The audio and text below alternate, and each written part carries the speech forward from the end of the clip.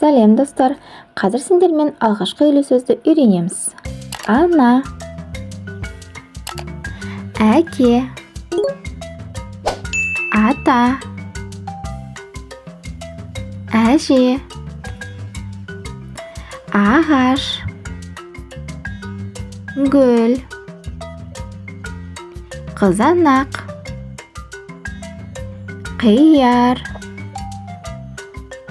щетка,